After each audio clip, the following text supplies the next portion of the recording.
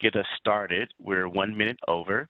I'm going to go ahead and close this poll. The poll will close, and here I could share the poll results there so that everyone can see that. And the poll should close now. And again, thank you to our audience members who have completed that poll, and welcome to those who are still joining. And I'm going to go ahead and keep up the file transfer here for those so you can access, again, that document. I'm going to share it one more time for those who just came on. So again, there should be a file transfer box that appears on your screen that will allow for you to access the PDF of the document for today's webinar. So let's go ahead and get started. Welcome, everyone, and thank you all for joining today's web event, the Wellness Program and Implementation Series, Part 1 of a 6-part series, Components of a Wellness Program, How to Build a Program. My name is William Moore with OJJDP NTTAC, and this webinar is brought to you by our friends and colleagues at the Innocent Justice Foundation. Before we get started, I would like to take just a few minutes to go over a few items in WebEx to keep in mind during today's web event. Please note that today's webinar is being recorded and will be published on NTTAC's YouTube page. If you would like to view past web events on our page, you may do so.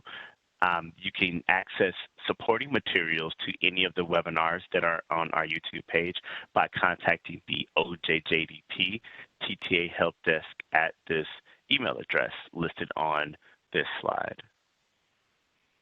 If you're having any trouble accessing materials to today's webinar, please note that throughout the duration of the web event, we will give you opportunity to access that PDF of today's webinar. We will also, I will also help you with any assistance that you may need with the technology as well. If you need access to any of the materials, you can contact the help desk as well. We suggest that in order to have the best or most optimal audio, have the WebEx system dial your phone line so that you can connect. Please note that individuals coming into the webinar will come in on mute, so no worries if you feel like you aren't muted. You are coming in today's webinar on mute. If you have any technical difficulties during today's webinar, please send me a private message to the host, and I'll help troubleshoot. Throughout today's webinar, we encourage our audience to please submit your questions.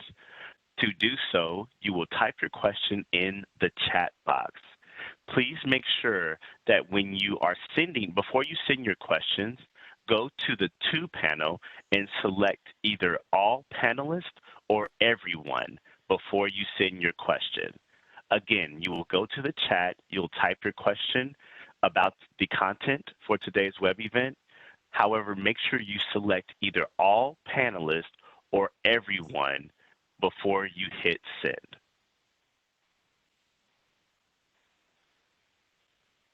Now, for those who've joined us, please help us count.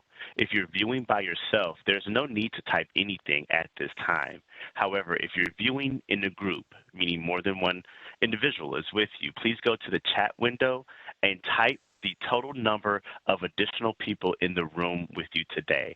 Again, if you're viewing by yourself, there's no need to type anything at this time. However, if you have additional people in the room with you, 1 or 2 or 3 additional folks, you will identify them, not including yourself, and you'll send that to all panelists or to everyone so that we can record your attendance. Please note that attendees will receive within 24 hours an automated email that will include your certificate. Please keep an eye out in your email for your certificate for today's webinar. This is the agenda for today's webinar. And now I am going to turn it over to Gabby, our moderator for today's presentation.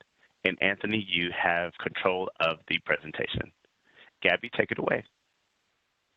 you so much, William. Hi, everyone, and thank you so much for taking some time today and joining us for this web event. As William said, we will be covering some of the basic information of how to implement a wellness program. And if you have seen some of the advertisements through NTTAC, this will actually be a 6-part series. So if we don't cover your specific question that you submitted in the pre-registration process, please join us for the rest of the series, and we will probably have more information that is relevant to that question in there. My name, as William said, is Gabriela Magallan, and I am the program manager of the Shift Wellness program here at the Innocent Justice Foundation. We were created back in 2007 to support ICAC, Internet Crimes Against Children Task Force teams and their affiliates in our shared mission to help save children from sexual exploitation and abuse. So through this relationship, we learned of the very heavy burden that professionals that work these cases and are involved in these cases face.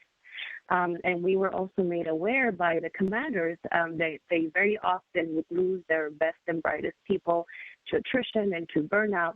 And so we were tasked with creating a program to help mitigate some of those effects and to help promote wellness at the workplace and to kind of make it more normal to talk about mental health and wellness openly so that we can continue doing our jobs to the best of our abilities. During non-COVID times, we are on the road and we travel all across the country with a mental health professional and a law enforcement professional.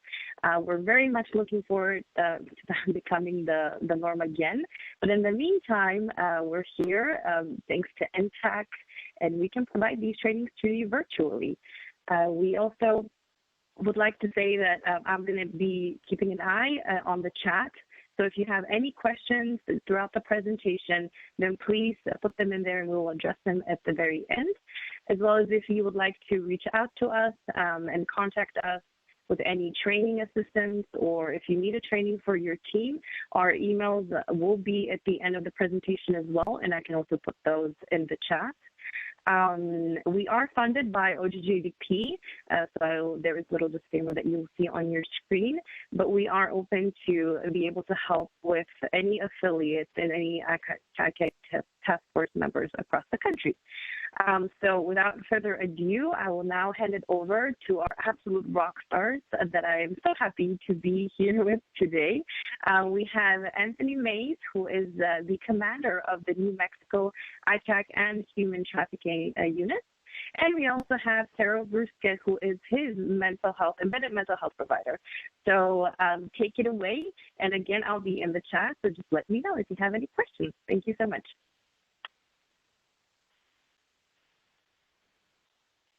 And Anthony, you are muted, so I... Oh, well, good. You didn't hear the bad things I said about Carol, so that was good. Carol, you are muted too, so if you want to say something bad back, there we go. I think I'm in control, so I'm going to mute Carol pretty much the entire presentation, folks, so no worries. So Carol was actually... Awesome. Well, thanks for being here. Good afternoon. Unless you're in Hawaii, then it's probably morning still. And I wish I was there with you. I'm in New Mexico. I'm the commander of the New Mexico ICAC Task Force. I've been in law enforcement now 32 years, actually 33 years now in March. I guess we are in March, right? Yeah. So next week it'll be 33 years. So it's been not like I'm counting. And so started about close to 33 years ago. I started with the Albuquerque Police Department. Started in patrol, narcotics, burglary, and SWAT, and I ended my career in violent crimes. And the reason I'm sharing that with you, because being a police officer, and I was there for, again, 20 years, I learned a lot, and what I saw among my colleagues, not just law enforcement, but other criminal justice professionals, probation officers, our forensic interviewers, our victim advocates, I saw burnout. I saw that compassion fatigue. I saw vicarious trauma. Some of the things that we'll be talking about today, I experienced firsthand.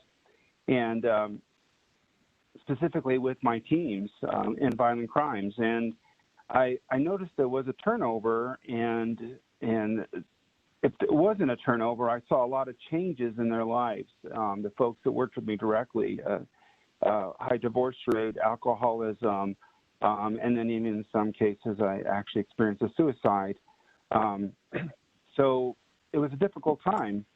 And one of the things that we did in violent crimes is we would actually bring a therapist, or actually the department psychologist at that time. They would come in and debrief with us after a violent crime, and that would help us deal with some of the issues that we dealt with, but we're exposed daily, and I worked specifically sex crimes, and then I was assigned to homicide as well.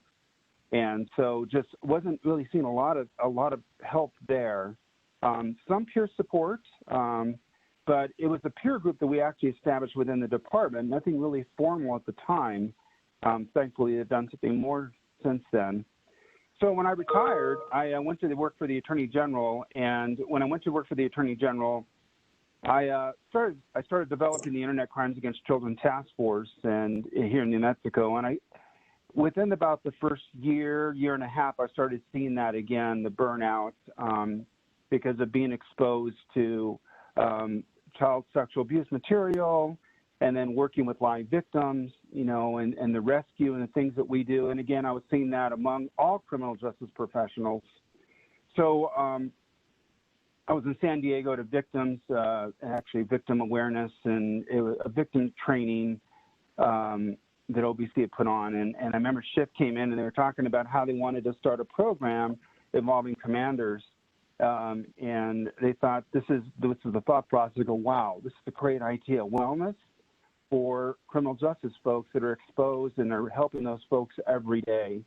So I got involved and been doing it since then. I've been fortunate enough to be a trainer for the Innocent Justice Foundation under the Schiff program. And I was able to implement the wellness program that we all worked on within our state. And I saw that where I was seeing a lot of burnout and my folks just leaving, and I was able to actually create a program, implement it, and see some huge successes. And here we are 12 years later, that I have many of my same folks that I started off with after I implemented that program. So one of the great additions to the program was bringing Carol in, so we have a great program. I'm excited to actually discuss it with you folks today, and then moving forward, if you need any assistance, we're going to be here for you. And move over to Carol. I really didn't mute Carol, so we'll put her slide up there. There we go. So glad to be here. So my name, as Anthony said, is Carol Brusca. I am the embedded MHP for the New Mexico ITAC because Anthony needs a therapist with him all the time. That's what he needs. So I've been working with Anthony's task force for several years now, and I really enjoy the work. I enjoy the ability to give people the tools and techniques to help them get through the stressors that they're experiencing. And we really have seen a huge difference in how people are able to handle the struggles they're experiencing and really kind of build some team as well. When I first started with the team, there was some hesitancy to talk to me because they weren't sure what my role was. Was I going to be doing fit for duty? Was I going to be, doing some sort of assessment that might make them lose their job? Was I going to be saying whatever I heard in session to Anthony? So there were a lot of questions and distrust around me being with the team. And now it's totally different. Last week, Anthony had a Zoom because he brought on a new person to the team, and I was on the screen, and all of them were harassing me and teasing me and joking, and while Anthony was introducing this new person. So we've come a long way, and they feel very comfortable with me now, saying what they need to say, reaching out if they need some help, and just overall harassing me when they feel like it's necessary. But I'm licensed as a marriage and family therapist. I've been licensed for several years now. I am the clinical director of an intensive street outreach, working with people who are experiencing homelessness and experiencing mental illness. And then I've been training with shift with Innocent Justice for several years now, and I really love the work. I love being able to get out there and really support as many people as possible.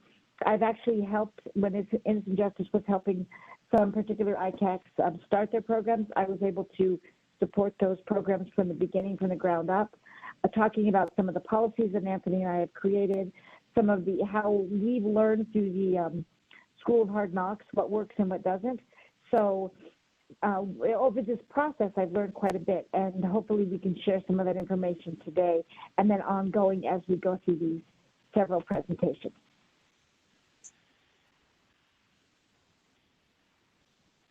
You're muted, Anthony. Anthony, you're muted.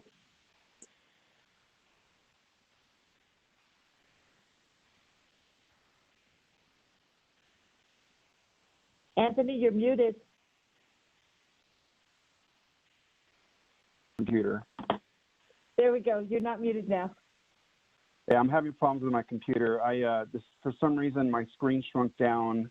Will, can you bring me back up with, I don't know if there's something that... turn your camera off? I can't, it's minimized to the far right corner, so I can't even pull it up at all. I'm trying to find the button to do that. It's strange. I think I don't know if the host can do that for me. I apologize, folks. I can see one of the slides, so. If you like, Anthony, I can move the slides for you all until, if you want to log out and back in, you're still connected to the audio, and I can move the slides while you reboot. Yeah, no problem. Okay. Yeah, Thank the you. first couple Appreciate slides it. are mine anyway, so.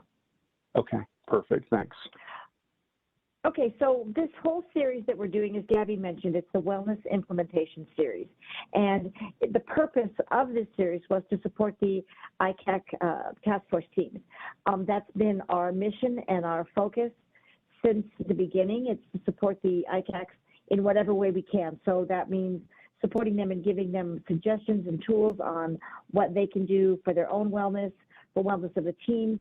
And now this series is going to be talking about how they can create their own wellness programs within their ICACs.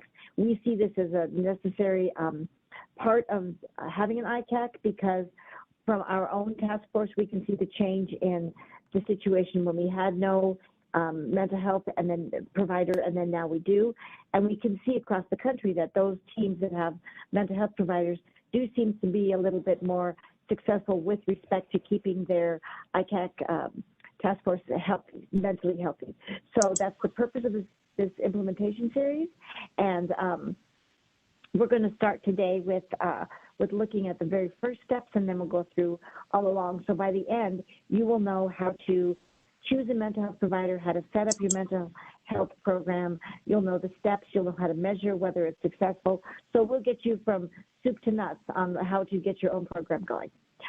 So like it says here, the ICAC leadership continues to be exceptional in its support of officer wellness. I think that in my experience working with ICAC and then working with other law enforcement as well, it certainly seems to me that ICAC is a step above most of the police forces that I've interacted with, because ICAC has gotten to a place where they understand and accept the fact that you can't do this kind of work without being impacted.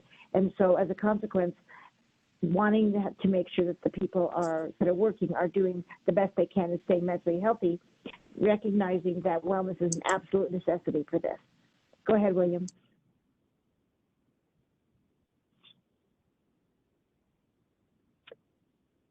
Go ahead, William.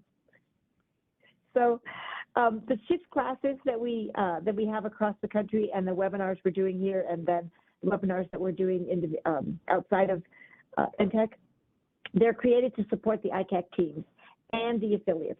And the whole purpose is because we understand that when you're working ICAC cases and you're chronically exposed, that can be really traumatic. And when this happens, if you're not managing your mental health, you can have long-term effects. And those negative effects not only impact you as an individual, but your task force, your family, your friends, and those around you. So we want to do what we can to mitigate those effects or avoid them altogether. So exposure to child exploitation material can have long-term negative impacts. But what we want to do is we want to give you the tools that we can, and we've done that in previous webinars. And so today we're going to talk, what our focus of this series is talking about really creating your own wellness program. And if you want more information on specific tools and techniques you can use as an individual or as a team, then we can make sure that we get that information to you as well. We've got it on our website. We've got it, if you just go to Shift Wellness, we can, you can look up the information there. If you have specific questions, you can email Gabby after this training.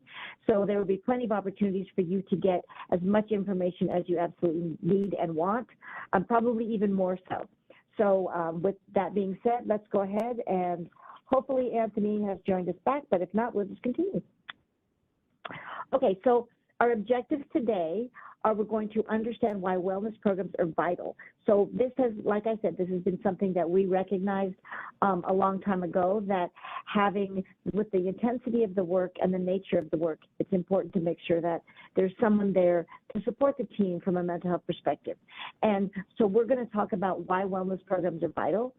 We're going to talk about how to assess your team's needs, and then look at what the options are for your individual team. Now, we recognize that not every team is going to be have the same opportunities as far as funding goes. We recognize that not all teams are going to have the same needs. We recognize that some people might have a different situation. Maybe they already have some embedded people, or maybe they've got options like peer support or chaplaincy. But what we're going to go over is all of the options that might be available to you and how you can use those. And then we're going to talk about the various components of the types of programs, and then looking at implementation challenges, because there certainly can be challenges. I know that we had some initially when we started, but Anthony was able to work through those, and our program's been going strong for several years now. Great, and I'm back. Can you hear me okay? Awesome, okay. Sorry about that, folks. Yeah, you would know that I'm a commander of a task force because actually it's funny, I have one of my phones next to the computer and it somehow flipped over and I lost the entire screen. So talk about, like everything went. So I was there on audio and I could hear Carol speaking. So Carol's correct. Yeah, we did see some challenges, and what I wanted to share with you all that we need to smash stigma. I mean, that's something that being a criminal justice professional, law enforcement, in all areas, there's a stigma behind saying I need help, I need to talk to someone, I need somebody to help me work through this. We're past that now. I mean, we need to squash that altogether, and there's no stigma in asking for that help. And it's important to understand that, especially with this training, if things come up, if you think of something, please put it in the chat box, and we'll try to address it here. And if not, I'm more than happy to talk about it later as well. But it's important that we ask for help, and we've seen that. I mean, I know there's still some breaks,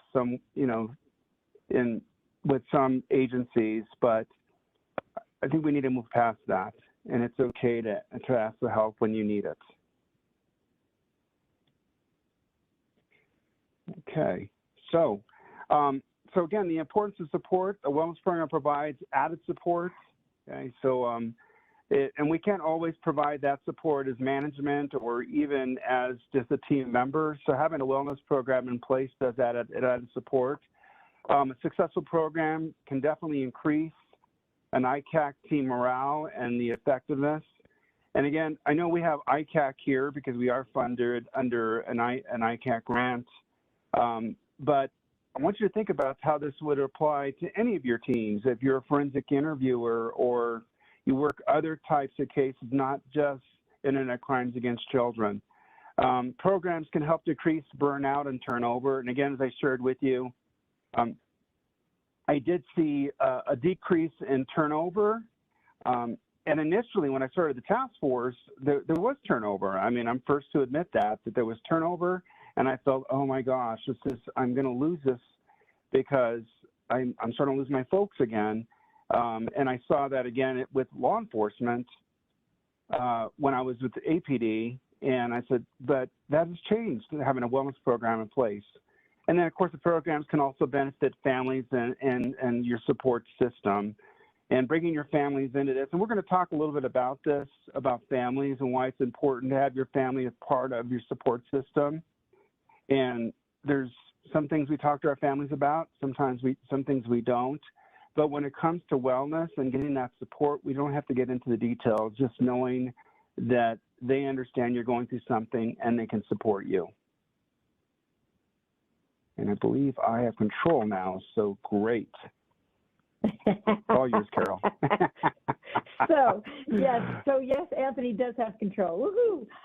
And I did want to mention, I did want to reiterate what Anthony said. Although that these presentations are focused for internet crimes against children, what we're talking about today can be implemented with any kind of program that needs a wellness program implemented. So it's not that what we're talking about is specific to just ICACs. Anybody that's needing to involve a wellness program can use these same exact steps and these same exact supports in place and the same exact tools that we're going to give you today. So if you aren't part of an ICAC, don't feel like this doesn't apply to you. You might need to change things up a little bit, but it certainly does apply, and you certainly can have a successful wellness program by using these same steps. So what are the benefits? Why do we want people to have a wellness program in the first place?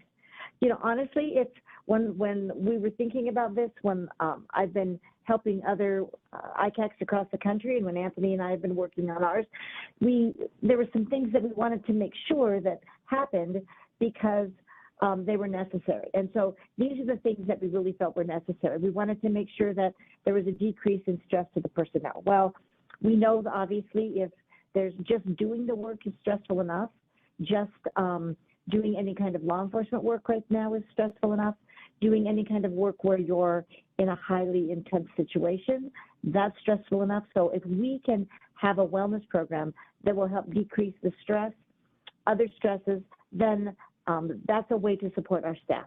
Because we cannot change the work. If you're supposed to be looking at exploitation material, then that's your job. So we can't take that piece away from you, but we can bolster you up. We can give you the foundation, and you will be able to really help by getting that support that you need. It's a decrease in use of force. Now, the reason that we talk about this is because we know that there's a big concern right now across the country in use of force. And if we have law enforcement, whether it's ICAC, whether it's patrol, whether it's whatever the case may be, if we have law enforcement that are feeling less stressed and are able to have more time to really focus on their own well-being and are able to really have the opportunity to go into a situation feeling calm, cool, and collected, there's a less likelihood that they're going to need to use force.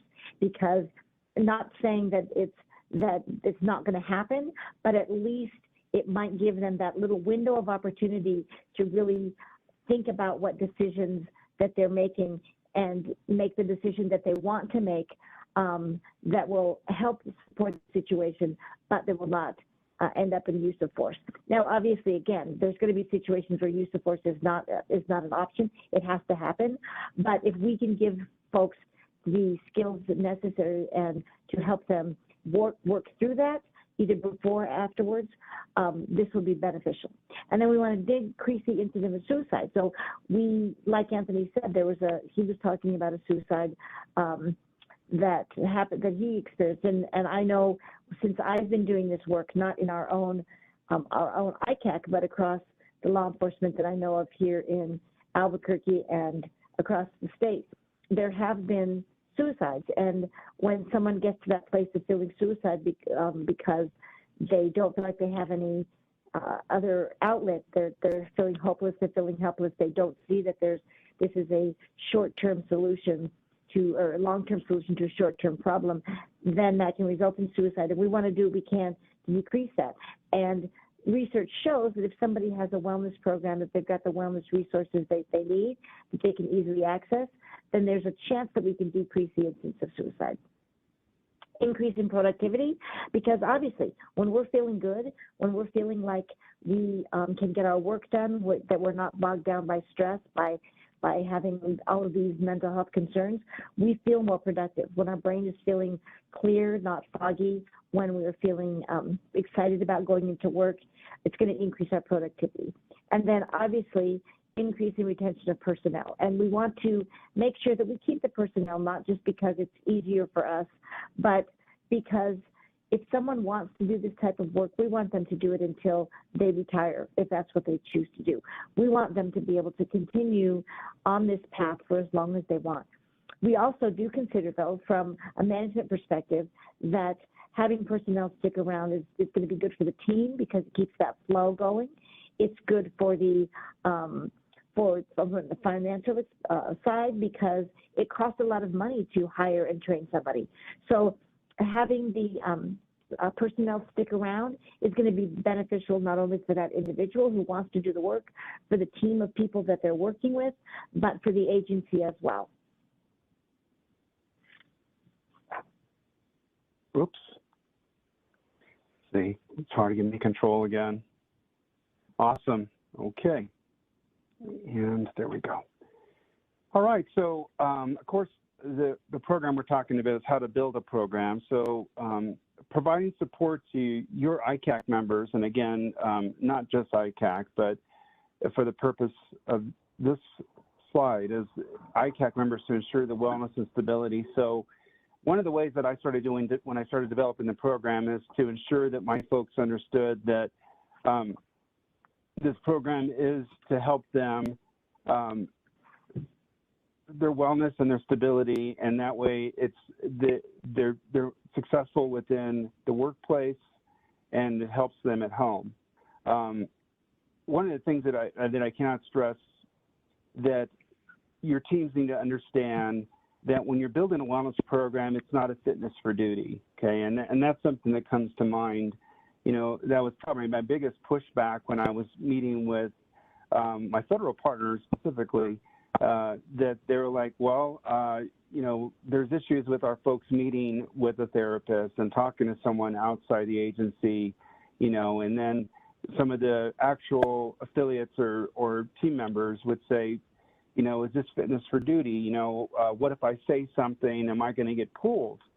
And unfortunately, early on, I had an affiliate and it was actually a federal affiliate, and I had talked to them about a wellness program and how I was implementing it. And I talked to one of the agents about it, and she approached her chain of command and said, look, you know, I think I'm a little overwhelmed right now and I need some help. Well, they immediately moved her out of there, and that isn't what she wanted. She just was asking for additional resources to help. And she was doing great, but she said it that way, so it kind of set the stage for them saying, well, we're afraid to ask for help now. And so I had to kind of revisit that with them and let them know that, first of all, we're going to implement a program for wellness and stability that's going to help your teams, and this is what I told management, and the retention is going to be better, and you're going to have those experts in that area, and it's certainly not a fitness for duty. And then explaining to each individual, and I guess management, is there is a difference between mental wellness and fitness for duty, and getting into details on why mental wellness is important, and how they function, how they do their job. And sometimes, and that's going to, of course, so many times transfer over to how they do well at work and then at home and what they bring to there. And again, it's not meaning that they can't do the job, it's just helping them, providing them some guidance. So it was definitely a big sell with my federal partners, but we've got past that, which is great. I mean, and what I have found, though, is every time I get a new chief, new sheriff, new ASAC, or someone, I have to revisit that.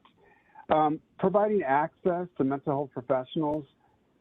So we start thinking about this as we move through this course. Think about where can you get a hold of mental health professional in your area, okay? And what type of work do they do, and how can they help, and how can they better assist your teams, and what do they have available? So I'm going to talk a lot about this Carol's the third person that I brought forward to be on my team. The first one was a fitness for duty therapist that one of my affiliates had on, and no one would talk to her. And I didn't know better. I mean, I probably shouldn't have brought her in, even though she's a great person. But part of her job was fitness for duty, so no one would just talk to her about anything.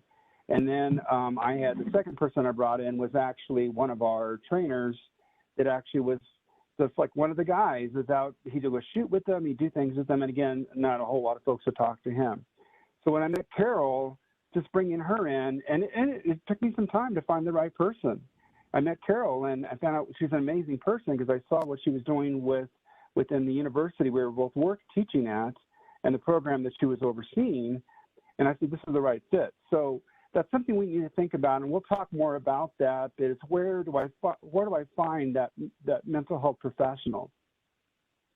And then the tools and techniques and other resources that are available to us, and we'll be talking about that in quite a bit in some detail today, and then also moving forward. But think about what are the tools that are available out there for us. Now, mentally, I mean, things like even something as simple as having a gym available to them, flexible work hours, and then other resources that are available to that individual and how it'll help build up a good, solid wellness program. Now, identifying funding, that was definitely something that I had to think about at the beginning. Fortunately, I convinced the Department of Justice, OJJDP, Office of Juvenile Justice Delinquency Programs, how important it was to have a wellness program. And I was able to articulate what I saw in the past with other agencies, with another agency, and with the units that I supervise, and what I was starting to see with my current ICAC units and with my affiliates and my task force in general. So I was able to articulate that and actually write in my grants that I needed funding so I could create a strong wellness program. Now, just because you can't get funding initially doesn't mean you can't have a good wellness program. I just wanted the funding in place so I could bring Carol on, or initially just bring an MHP on, but of course Carol is our embedded MHP now. But identifying those funds, identifying the amount of an ICAC grant that is authorized for use. And again, I've written that in my grant. I've done the numbers. I can assist you with that without a problem. So looking at what grants, where you can get that funding, and the nice thing is what we've seen over the last couple of years is that that having a good wellness program and taking care of our folks is important. So we are seeing more grants being offered out there through various organizations. So think about that and looking for those types of grants. And then, and again, if you're an ICAC affiliate or you're the ICAC Regional Task Force, I can certainly show you how I did that with my ICAC grants. And then determine if a local agency has funding or pre-existing program that maybe you could piggyback on, or maybe get some assistance from them as well. I mean, and again, there are a lot of programs within the states that can really assist with that.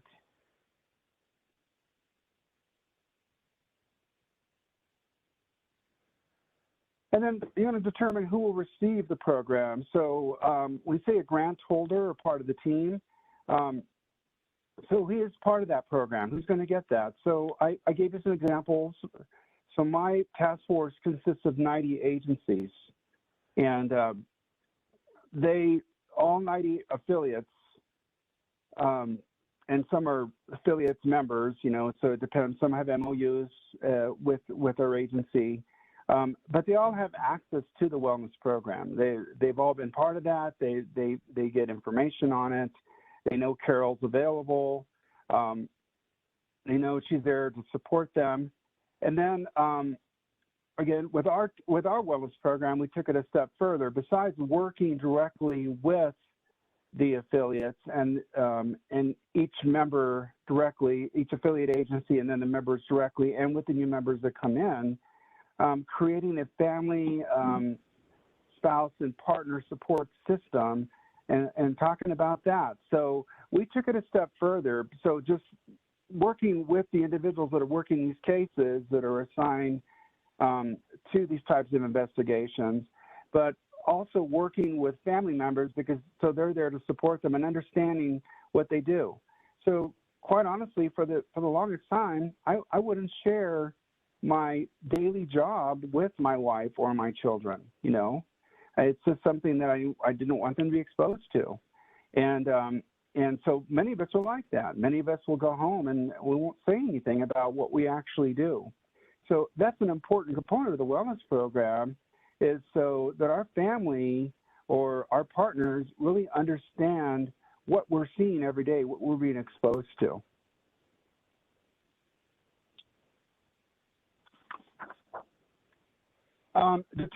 Providing the perfect mental health professional.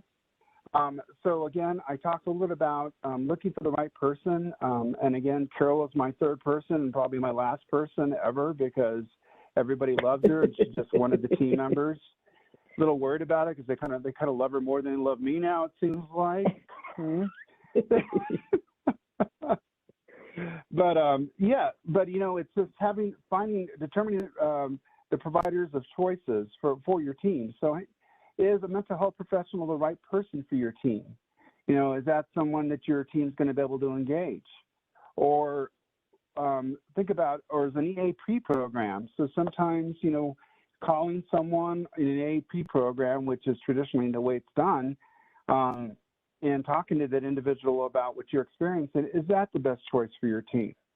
Now, nothing against the EAP programs, but keep in mind that you're maybe talking to someone that hasn't been exposed to what we've been exposed to, maybe because they may be part of the EAP program that someone in a completely different division, let's say somebody from Medicaid fraud might call them, and that you're an ICAC investigator and you call them with something, it may be something different than what they're used to hearing and dealing with. That's the reason I personally felt that it was a good idea to bring an MHP in, because Carol has been embedded. She's worked with the team. She's actually sat next to them. She knows exactly what they do. She knows what the images look like or the videos. She knows what they're exposed to daily. I'm still trying to get approval to take her on a warrant so I can scare her even more with the warrants, but we're going to do that. But think about that. And then the peer support program, there's some amazing peer support programs throughout the country. I know that with Albuquerque Police Department, when after I had retired and started with the AG's office, they took more of a formal approach with the peer support program. We'll be talking about that in this series, about peer support programs, how to develop those. So that might be the best fit for your team or as part of your wellness program. And having a peer support, I mean, sometimes just knowing that the person in the next cubicle, you can go to them because they've been trained in peer support and they know what to do. Or a chaplaincy program. I actually brought the chaplains in early on in my program. I was fortunate enough in my agency that I had a chaplain that worked. She was our PIO, and then she was also a chaplain. And I talked to her one day, and she goes, "Yeah, I'd love to do that." So I actually trained an entire team of chaplains, and many of them were law enforcement chaplains, and some were chaplains for the fire department and just different professionals. And they came on board, and it was very successful. They would show up at substations with a plate of cookies and drinks and things, which I wanted to talk to Carol about cookies more often because they love that. But Carol does show up in my office with a big case of water usually, which, you know, is just the healthy way to go. Bagels. I bring bagels, but you're not around then. She spoils them. Yeah, she does bagels, and they're better than donuts, so that's good. But we'll talk more about that, about the chaplaincy program and thinking about other ways to implement it into your wellness program. So what we want you to also think about is thinking about how your provider will support. Now, this is one of the ways that what I was talking about, we had to kind of figure that was the bumpy path we took. And one of the things that I try to work with every single person that is starting a wellness program with the mental health providers is, these were the things that I tried, these were the things that failed, these were the things that we ended up using. Now, again, it's not that I'm telling people this is how you have to run your program. What I'm saying is, this is the bumps that I hit in the road. So just keep these things in mind. You can take my advice or not take it, doesn't matter, whatever's going to work for you. But I just want to offer these to you. So what I typically do, and we've really been doing this more intensely since COVID, since we've been working from home, I'll do team check-ins via Zoom. And there was a while there for the first 2 or 3 months of quarantine that I was doing weekly check-ins with our task force. Now, at that point, it wasn't the affiliates, it was just the immediate task force. It was the ICAC and the Human Trafficking Task Force. And so we would just have team check-ins where we would just say, how are you doing? And really kind of just give everybody that opportunity to have that water cooler talk that they couldn't have when they were all working from home. So it wasn't that they were sitting around talking about their work. It was more about how are things going for you working from home, catching up on talking about television shows that they would have watched and they would have talked about when they were at work, or talking about other things that that socialization that they really were missing. So we do team check-ins when we are not in COVID times.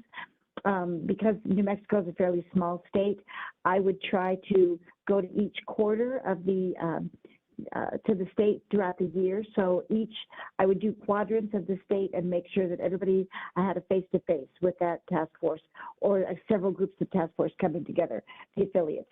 And it was just the opportunity for them to really get to know me again, or just have that face-to-face opportunity to say what's working, what's not. Can I give you some new tools and techniques?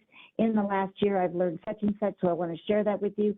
It's a really great bonding opportunity, and I would always bring food. And for some reason, people would show up. I don't know if it's for the food or for my presence, but they would always come and attend. And both. So we would do those check-ins, and it really just made things more informal, and allowed them the opportunity to just kind of be there. So what I also realized is that in the beginning, I was meeting with people individually. And I would go into, like, I went into Homeland Security, and there was people lined up every 20 minutes for me to meet with, so I could get to know them and talk about stress and what tools they were using. And because it was their first time meeting me, and they still didn't trust me very much, they were very hesitant. So I told them, I said, look, you could talk with me about baseball. You could talk with me about your kids. You could talk with me about stress management. I just want you to know me so that when you need to reach out to me, then you'll know my face and you know who I am. So what I did discover one time when I was working with Anthony's group is that we sat down it was actually with a group in southern New Mexico.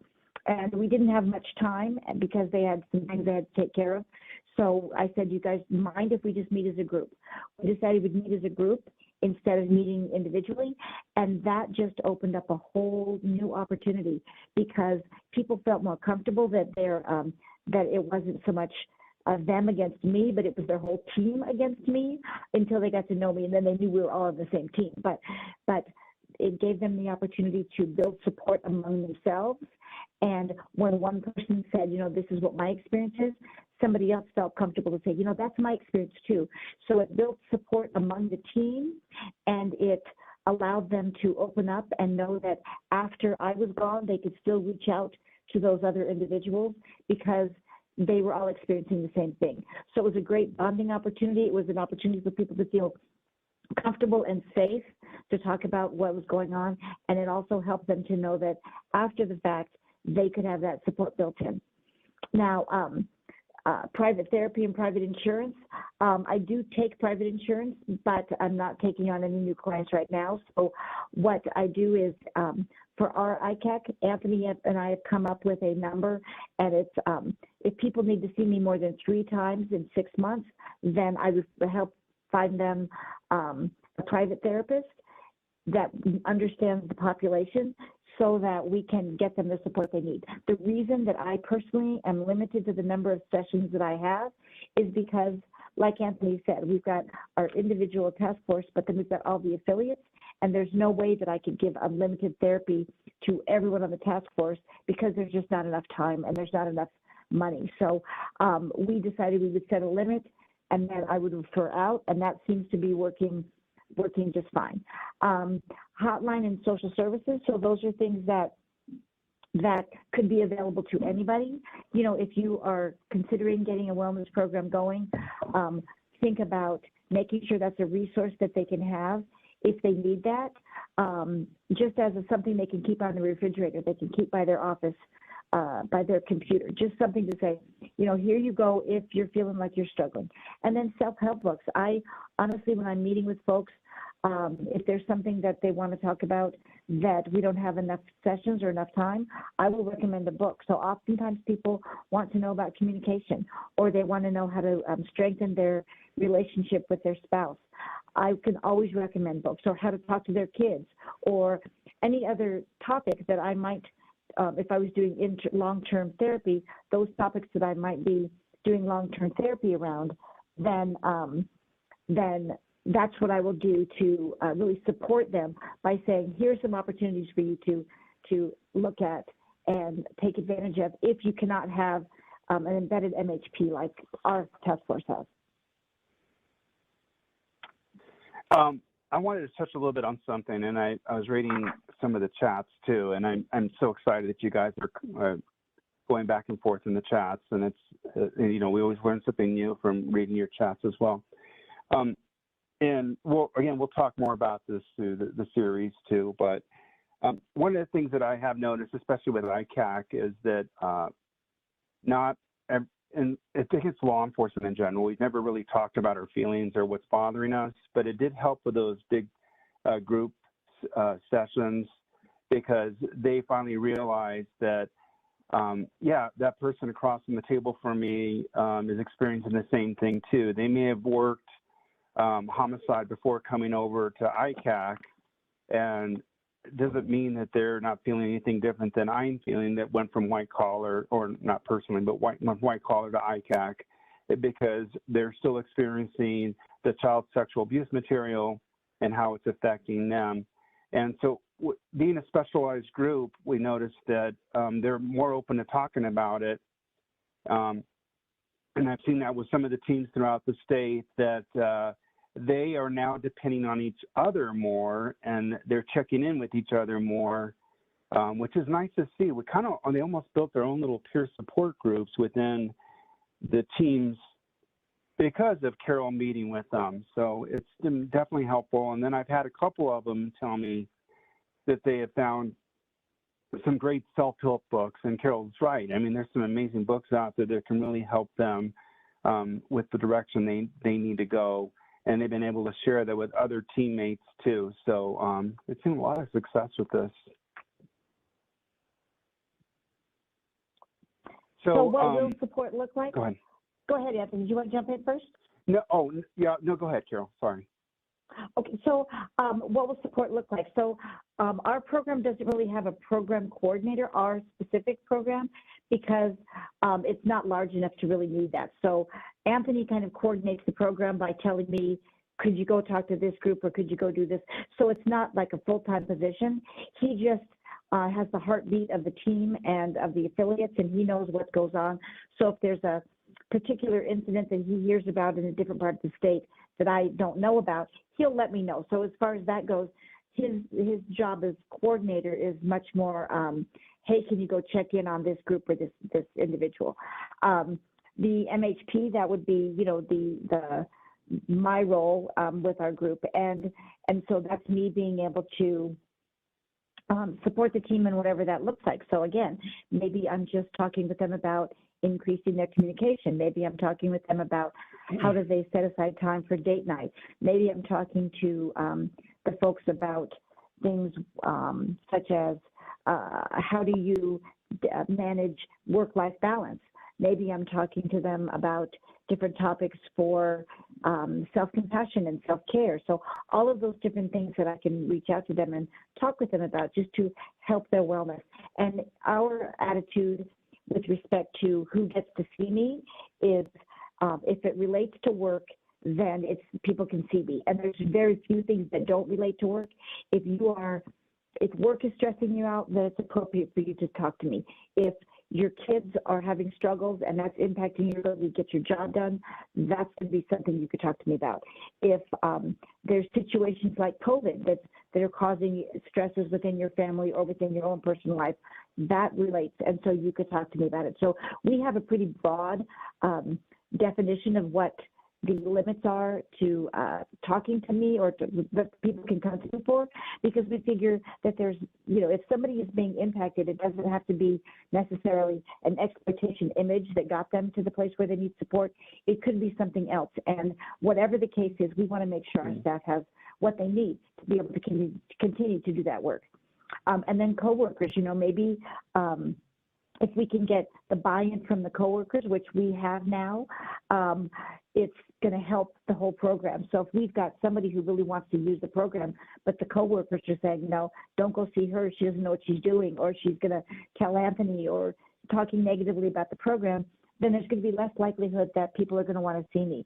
So we know for our own team, just like happened to me last week, that somebody new comes on and then automatically that person is hearing about what I do with the folks right then and there from the people. So, so Anthony's staff is saying, yeah, they're harassing me right now, but by doing that, they're all showing this new individual that she can feel safe with me, because I can take whatever they're going to dish out, and that I'm not going to be somebody that's going to do fitness for duty. I'm just there to support them, and whatever that looks like, so she can feel safe too. So it was really interesting dynamic that was their way of kind of welcoming her in and letting her know that I was a safe person. Yeah. Go ahead. Did you want to talk about family, Anthony? Do you want me to finish that up? Well, yeah, I was just going to say that, no, Carol's right. I mean, I noticed the dynamics with that as well on Friday, because they were giving her a hard time, and Carol she was the last one that introduced herself, and everybody loved that because they feel comfortable around her. And that's really, really important, because coworkers really set the tone. If I had a coworker say that, if I had one of my employees say, well, you don't want to talk to her because she's not going to be able to help you, or say, I don't understand how you can deal with that, it's going to shut everybody down. And we would have had a completely different meeting than that one.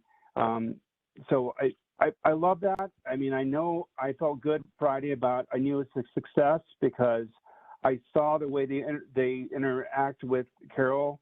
And to me, that's what I want to see. I want to see that with my entire task force. And I saw that with the team of 14 people, that they feel that comfortable around her. So again, that's and then we did talk about the family. Again, getting the support from family members is important. Carol and I had created a program where, and we'll talk more about this throughout this training, that with the families, what we did is I brought them in, showed them the workspace where each one of their agents, and now they're the actual person that was assigned, the actual agent, or in this case, they were not there, even though many times, like one of my agents, he said, well, I don't know if I really want my wife to be there by herself. And I'm like, well, she gets to see your desk.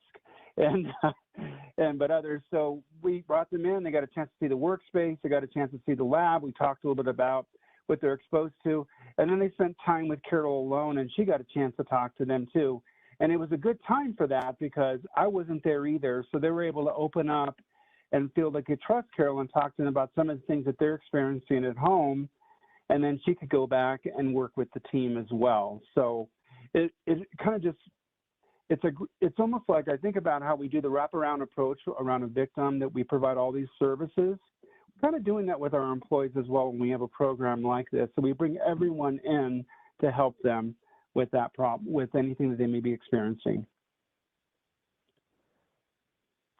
One of the part of implementing a program like this is getting the agency buy-in, and that's always difficult. I kind of touched on that already with some of our federal partners and state chiefs and sheriffs. It's going in, and sometimes, you know, we have the old school mentality from a new chief or sheriff that comes in like, yeah, they're cops. They got to be able to take anything that we give them. That's part of the job. And so approaching them, and that's why I think it's important as a commander. And then with my years of experience, and I come in there and say, look, this is what I've experienced in my lifetime as a police officer, and I've started up in the field and worked my way through different units, and letting them know that it's important we support our staff and why it's important that we need to be there for them. So getting command staff on board or within your agency, having them understand that, and understanding the nature of the content, the child sexual abuse material. I don't think a lot of people really understand what we're seeing.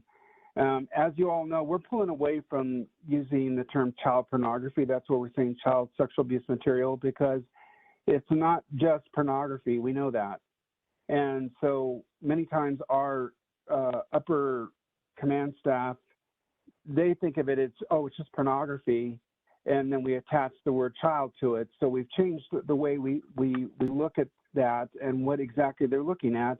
So helping them understand. And it took some time for me with my agency. I mean, this is my second attorney general, even though he was very open to everything that I wanted to do. I did the very first wellness presentation for the entire attorney general's office. And when I explained to them some of the things that my folks are dealing with, not in great detail, but understanding that, it's turned into a wellness program for the entire office, not just ICAC and human trafficking, because they understand now what our folks deal with and how it affects them, and then they understand how it can affect and how things can affect their job that they're doing, and then understanding the stress associated with the assignment, and that's all part of that. And again, not just ICAC, it can fall into any area of investigation. So getting that buy-in, and sometimes talking to the upper command staff so they understand why you need to implement a program, why you're giving your folks flexible hours, why you're working with them a little bit more is important to implement a program that's going to work.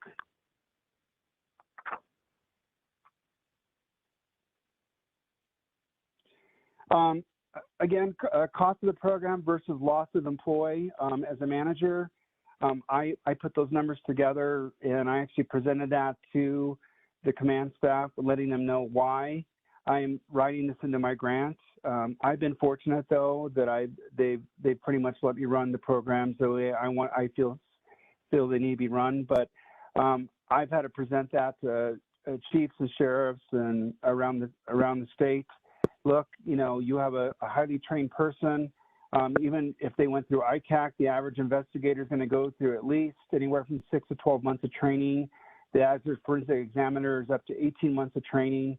The cost, the man hours, the time they put into it, the time the agency has to give them so they can be taught that skill versus just taking care of them and not losing them. And I learned that early on when I lost my first examiner before I had a wellness program in place, that we spent a considerable amount of money on this individual, the cost of the program itself. No tech, but sexual abuse or exploitation of children, going through what computer case is and understanding exactly how that affects them, and understanding that the long-term why they get burned out, and then and it is the right thing to do. I mean, we don't want our folks to leave this job, thinking, well, they never really took care of me, and that's something that's important to me, and I know it's important to my affiliates as well, that they know that someday when they retire, and they retire and they're healthy and they can go on and live a productive life and not have something that scarred them while they were working these types of cases.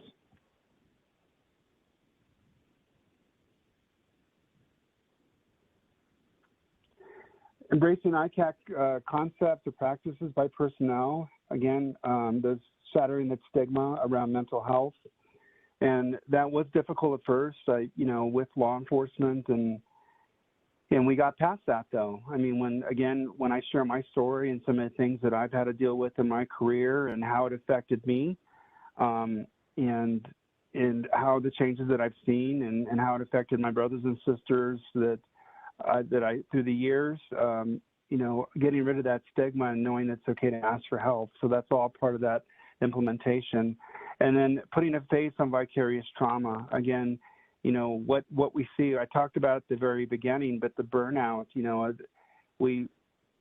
it's not fair for a person to come into a job and then suddenly you see a complete change in their life, and you have to ask, so what's going on? I mean, do I need to step in? Do I need to figure out what's going on in them that's affecting them?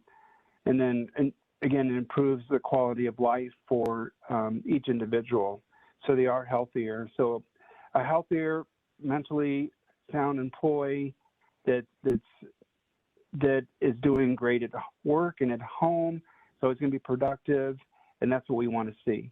And one of the things I always tell my folks is, or I've told again chiefs and sheriffs, is that we want the best that we have out there on the field to represent us. We want them to save our children, and they can't do that if they're experiencing vicarious trauma and it's affecting them. So it's okay for them to come forward and ask for that help that they need.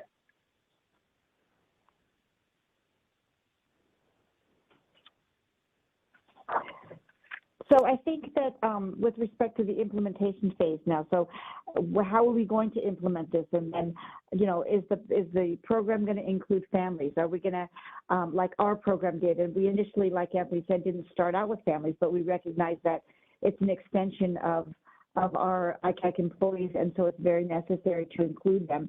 So then suddenly we go from ICAC employees who aren't talking about what's going on to family members who have not seen the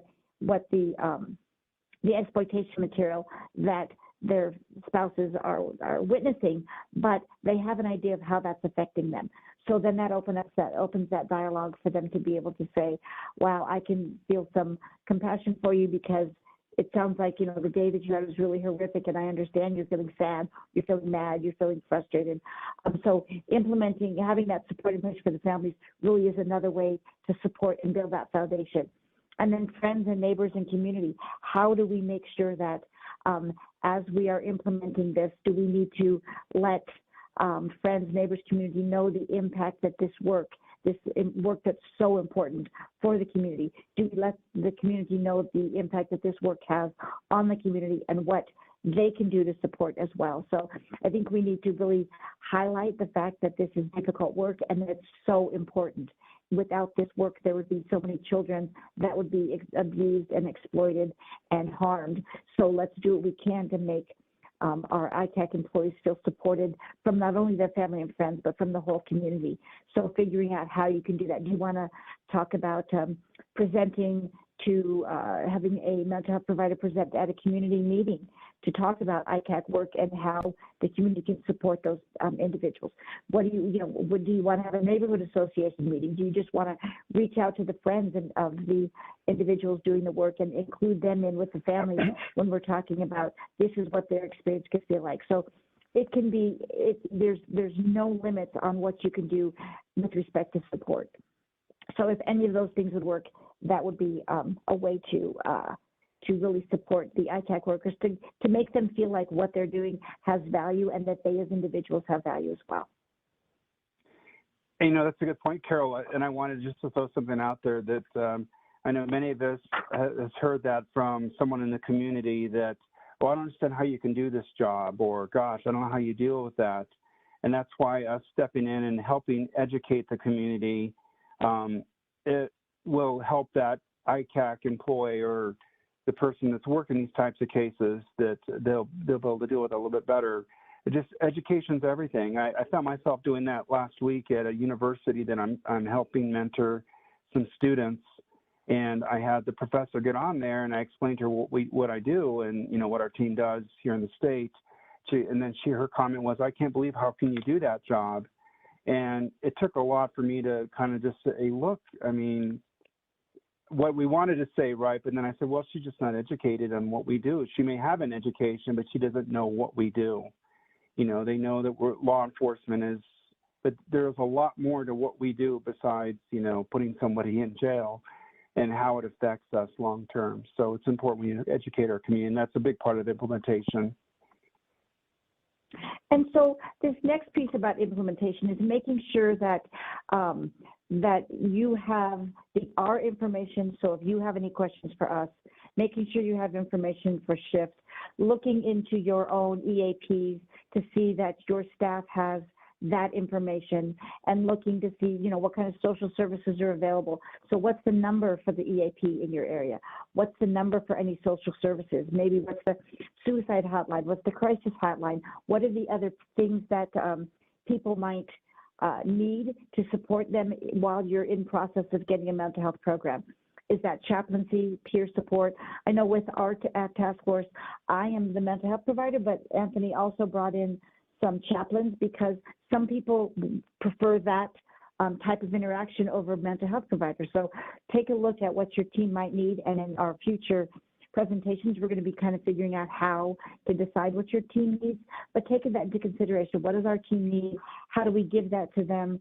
And what are the contacts? Our contact information is at the end of these slides.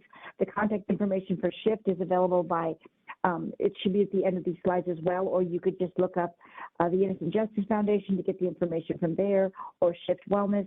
So make sure that if you're starting this process and you're wanting to look at some program implementation, that you can have all of these as resources. We don't want you to have to feel like you're starting this from scratch, like you're having to reinvent the wheel. We want to support you 100% as much as we possibly can. Thank you, Carol. And we're going to talk more about the assessment in part 6, and we'll definitely provide more details and handouts for this. So again, we've talked about the team buy-ins and how we're going to go about doing that. Generate ideas, you know, and thinking about how we're going to approach our chain of command and how we're going to get that, get this implemented. We're going to talk more about the mandatory versus optional. You know, what are the best things for them? You know, I mean, like in an agency like mine, once you're an ICAC, there isn't anywhere else you can go at this time because we're a very small agency as far as law enforcement goes. And then we'll, again, assessing that is looking at getting your team's input regarding an MHP. What's the best fit for the team? So again, look at part 6. We'll we get into more of that. We'll provide more details and handouts in some of these areas as well. So what does success look like? Well, it's going to, you know, it's going to be an increase in morale. And we've seen with our task force that although there have been some people that left, some of them moved to a different state or moved to a different city. But overall, I feel like the morale is good. We, you know, there was, when COVID started, I think morale across the country in every area kind of took a little nosedive, but we're coming back up again, and we're seeing that people are really connecting and wanting to get out there and do the work and getting back to work. So increase in morale overall. So maybe when people were feeling like they weren't being appreciated, they were feeling this work was too much, if we can increase the morale, that would be great. Increase in cohesiveness, so the team feels there's more flow in the team, so that you can feel like the team works better, that it's seamless from getting a warrant to getting the information, getting the tip, getting the warrant, getting the research done, getting the forensics done. It's a nice cohesive line. Increase the ICAC team pride. I know that our team has a lot of pride, and I think that I'm certainly not going to take credit for it and say it's because I was there, but I think that when people are feeling better from a mental health standpoint, it gives them the opportunity to feel pride about what they're doing. And then working, like I said previously, I help people work with work-to-home balance and what that looks like, and how can we make sure that people are doing what they can to really focus on the important things and not take their work home with them all the time, but recognize that we can have that balance. And then decrease burnout, which obviously we don't want anybody to get to the place of burnout. We want people to leave when they're excited about leaving because they have either retirement coming up or they've got an opportunity that feels like it's better. We don't want people to get to the place where they're dragging themselves in the office and it feels miserable and they hate it, and so they're leaving. So those are all things that we can look forward to if we have a successful program in place. And just wanted to just touch on one thing. It's fun. I talked to one of my my analysts that moved. She went away to the labs and here in the States, and she's having a baby. And she had contacted me and said that she wanted to thank me for everything we did for her to support her. And then she said she had got together with some of her ex-teammates, and they've all gone on. One's with Secret Service now and stuff. And she said that they had some of the best times of their life when they were working in ICAC. And I love to hear that because they walked away and she's from this job saying, well, I really had a good time there. And they missed that. And they actually got together to talk about it. And she said that, I appreciate you having some type of wellness program in place for us to care about us. So that's what you want to hear. So assessment, how are we going to measure this? When long term, when you can talk with your staff, ask them about the team. How are they feeling? So get input from them. I know Anthony, before I was hired on, Anthony asked the team what they thought. I would assume that if the team started coming to him and saying, Carol's not a good fit, we're not feeling comfortable, then he would take that into consideration. And if at some point he came to me and said, the team is feeling like we need to get a new person, it would make me sad because I love working with the team, but my objective is to not get my needs met, it's to get the team's need met. So if it would be beneficial for the team that somebody else came in, then that would be what it is. But it's important to get input from the team. Is this still working for you? Are there things that you're missing? Do we need to have different type of interaction? A wellness working group. So if you have an office that's large enough and you have a group that's able to meet and talk about what's important for the wellness working group, that can help come up with a plan for what they need and what they want as opposed to what they currently have. And then anonymous review or suggestion idea box, those are all great too. So you can have a box where people can just put the information in or do like a survey monkey to see how things are going. Any kind of input that you can get where people can feel comfortable saying whatever they need, that's an opportunity to get that feedback that's going to help you be able to, it's going to be help to see if your program is working or not. The ways to measure success again, is definitely, oh, sorry, go ahead, Carl. Go ahead. No, go ahead, Anthony. No, go ahead. Okay. I was going to say ways to measure success is definitely invite your command to experience what you do. And it's something that I did early on is I invited the Attorney General and I've invited other command people and say, look, this is what we do. And even today, every Thursday, we now meet with all the other special agents in charge with each unit, and we talk about some of the things that we do and how it's affecting our teams. Using an assessment tool, and we'll talk more about that as building part of that program. The communication loop with the provider, how they're going to communicate with the provider. Again, we'll give you some examples of that with Carol on board. She communicates with the team. They have her phone number. They can communicate by email. They can text her or even meet in person. And then, of course, celebrate successes, and that's a big one. I always say that, like within our team, having the wall of shame, so those predators that we put away, everybody gets to see that excitement. For example, last night, one of our prosecutors got a really good sentence on one of our ICAC offenders, and he sent out an email at 8:30 at night, and everybody praised him. I mean, they're all like, excellent job, team, and it was nice to see that, and that's important that we do that for each other. So hopefully we covered these objectives that we talked about at the beginning. We talked about the wellness programs and why they're vital. We looked at how to assess the team, discuss the components of the various types of teams, like whether it's going to be EAP, chaplaincy, et cetera, and then look at the implementation challenges. So that's, that can be funding, whether that's finding a mental health provider, and then talking about how to assess your ongoing satisfaction. So if you feel like we didn't answer any of those questions, please address those in the chat, or we can come up with those. Gabby can talk with those, let us know what the questions are. But please come back for the remainder of the series. We hope that you can get enough information that you can start from where you are with your program and get it to a place where your staff, you and your staff, are feeling like they're supported and moving in a positive direction. This is our contact information, so please feel free to contact us at any point to ask us any kind of questions that you might need the answers to. We will always try to do what we can to support you, so please feel free to contact us. Great. And Gabby, are there questions?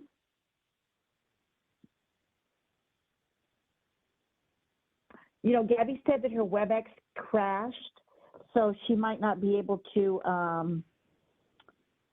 she says she can speak, but she won't see her on, we can't see her on camera, but I'm not sure if we can actually even, if she can actually speak. It looks like her, she's not on mute, but I can't hear her. Yeah, I'm not seeing her either. I'm looking at the chats right now for if there's any questions that we may have missed. And William, while if you see any questions, Gabby is, I'm sorry. yeah, William? sure. While Gabby's coming back online, and Gabby, if you can hear us, if you reboot, that should help. But there were just a couple of questions that came in that, if you all would like, I can easily maybe filter to you all. We may be able to maybe get into these two questions, because then we'll have to wrap up towards the end, and then maybe if Gabby comes on and joins us. Yes. Yeah. Someone asked, what kind of books do you offer, or do you all have any suggestions that folks can review to use as well? So it sounds like maybe a reference for literature that you all may have or want to maybe recommend for folks. And so currently I do not have a list of books that for self-help like that, but if you email me directly, I can get you a list. I have hundreds of books on my shelf, and it depends. It's somebody might need a book related to grief. Somebody else might need a book related to optimism. Somebody else might need a book related to couples work. Somebody else might need a book related to communication. So if you just can email me, I will give you and tell me what kind of book you're looking for. I will make sure I can get that out to you. I have 2 law enforcement titles, and again, instead of me walking away and grabbing them, just email me and I'll send them to you. They're great books. It's kind of what I talked about and some of the stuff that I experienced, and I'll share that with you as well. Hi, everyone. I am so sorry. This was probably the 5th time that WebEx crashed for me today. It is not our technology day. All right. So you guys talked about the books, right? Thank you, William, for doing that for us. And then there's just one more thing that I wanted to add here. We do realize a lot of the questions that we had during registrations were referring to specific programs like peer support, like chaplaincy, and those things we will talk about in more details in the rest of the series. So please join us here. And I also wanted to say this is an overview, and we know for a lot of you it's an issue with budgets. It's an issue with having enough money to start a program like this, which is why we really wanted to invite Anthony here, because he started this from the ground up. And so just because a specific agency that you're a part of doesn't currently have the funds within their budget to do so, doesn't mean that you cannot pitch it, talk about it, make sure that your administration and the higher ups understand the difficulties of what you are doing, whether that is working directly with an ICAC unit or having any kind of affiliated agency, or dealing with victims of crimes and trauma. The world is changing, and wellness has become a big thing, and people realize that in order for people to do their jobs and to do them well and to retain their employees, they'll have to offer some kind of wellness program. So we highly encourage you to reach out, spread the word. Budgets can always be tinkered, if not a lot, and there are lots of programs out there within the community that are already set up and are there to help you. So we will go into those in detail as we move along within the series. And again, thank you so much for being here. If we did not get to your question, feel free to email me or Carol or Anthony. And I hope that I will see you again soon. And we'll take it away. All right. Well, thank you very much. And to our audience, just a few last-minute items to bring to your attention before we close completely out for today. Again, want to thank our presenters for, again, yet another wonderful webinar and presenting very important content to our audience out there in and around, of course, wellness, and especially for those who engage in internet crimes against children, ICAC-related work. So great job, and thank you all so much for providing that. For our audience, if you'd like to reach out to NTTAC, you may do so by contacting us at the information on this slide. Just a note to the attendees that you will receive a certificate in about 24 hours, so please keep an eye out for the certificate in your email address, in your email inbox, excuse me. Information about OJJDP's Help Desk, or even OJJDP and their website, OJJDP's listserv, or even the website where you can see about OJJDP events, you may review on this slide. It has all of the URLs and the links where you can access each of those entities that I've mentioned there. If you would like the training or technical assistance need for your respective program, you can reach out via the OJJDP TTA 360 platform. The URL where you can submit that request is located on this slide. As a reminder, as I mentioned before, we are recording, and this and other webinars are located on our YouTube page, where you can go and view this and additional webinars that we have. And for any supporting materials, you can contact the TTA Help Desk to receive those items. And please note, this was part one of a 6-part series. So part 2 is coming up next week on March 10th. Part 3 is coming up on the 31st. So please be sure to register for those. And again, this is a series, so 6-part series. Part 4 is coming up on the 14th. Part 5 is coming up on May the 5th. And then we have part 6 coming up on May the 12th. All of those webinars are, again, in a part of this series. We encourage individuals to please attend those, or even invite others to attend each of the parts of this webinar series as well. Those are available for you to register, and you can learn more about each of those events as well.